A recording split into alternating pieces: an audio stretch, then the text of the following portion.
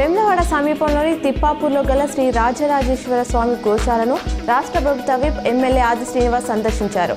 గోశాల పరిసరాలను పరిశీలించి గోశాలలో ఉన్న రాజన్న కోడెలో ఆరోగ్య పరిస్థితి గురించి అధికారులను అడిగి తెలుసుకున్నారు. కరీంనగర్ జిల్లాలో పెళ్లింట విషాదం అలుముకుంది. జగిత్యాల జిల్లా కొండగట్టు వద్ద జరిగిన రోడ్డు ప్రమాదంలో పెళ్లి కొడుకుతో సహా 6 గాయపడ్డారు. 6 ఏళ్ల బాలుడు రుద్ర ప్రాణాలు కోల్పోయాడు. ప్రమాదంతో హుజురాబాద్లో ఉదయం జరగాల్సిన పెళ్లి ఆగిపోయింది. పెళ్లింట విషాదం అలుముకుంది.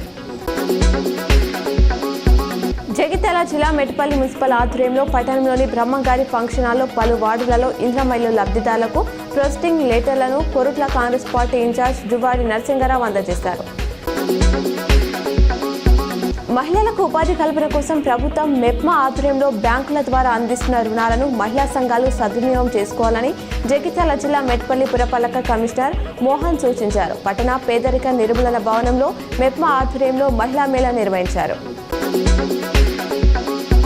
మున్సిపల్ టౌన్ ప్లానింగ్ రెవెన్యూ అధికారులు డిలిమిటేషన్ శాస్త్రీయబద్ధంగా నిర్వహించలేదని టీఆర్ఎస్ నగర అధ్యక్షులు చల్ల హరిశంకర్ ఆరోపించారు. కరీంనగర్లో పార్టీ నాయకులతో కలిసి మీడియాతో మాట్లాడుతూ టౌన్ ప్లానింగ్ రెవెన్యూ అధికారులు ఐఏఎస్ అధికారులను సైతం తప్పుదారి పట్టించారని తెలిపారు. ఎల్లంపల్లి ప్రాజెక్టును పరిశీలించి హైదరాబాద్ తాగునీటి సరఫరా కలుషితం కావడం లేదని పెద్దపల్లి అదనపు కలెక్టర్ డి వేణు స్పష్టీకరించారు. కబ్జాకు గురైన 70 ఎకరాల రికవరీకి చర్యలు చేపట్టారు.